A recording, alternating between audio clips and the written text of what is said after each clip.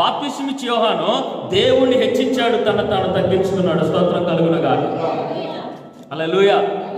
అంటాడండి, అయ్యా నీకు బాప్తిస్మ ఇవ్వడానికి నాకేముందయ్యా అర్హత అంటే నీతి యావత్తు ఇలా కావాలి. స్తోత్రం కలుగునుగాక. చాలా మంది ఎందుకు యేసుప్రభు బాప్తిసం పొందారు, ఎందుకు యేసుప్రభు బాప్తిసం పొందాడు మనం అడుగుతాం. యేసుప్రభు చేశాడా, అపోస్తులు చేశారా, బైబిల్లో ఏడనుందా అని అడుగుతారేమో. ఈ జనం మామూలు జనము, ఈ మనుషులు మామూలు వాళ్ళు కాదు. రేపొద్దు యేసుప్రభు ఏడని చేశాడా అని అడిగితే నా వలన ఈ ప్రపంచానికి ఆటంకము, ఈ ప్రపంచ మానవాళి రక్షణకి ఆటంకము రాకూడదని చెప్పి పాపము లేకపోయినా పాప శుద్ధీకరణ చేసుకున్నాడండి ఆయన. 8 రోజుల వయసులో ఏం చేసుకున్నాడు? సున్నతి చేయించుకున్నాడు ఆయన. లూకా సువార్తలో ఉంటది 2వ అధ్యాయంలో ఆయన సున్నతి చేసుకున్నాడు 8వ రోజని.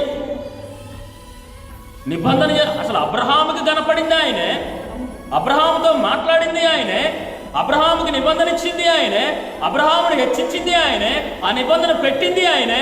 ఆ నిబంధన చేయడానికి భూమి మీద కూడా దిగొచ్చి సున్నతి చేయించుకున్నాడు. హల్లెలూయా.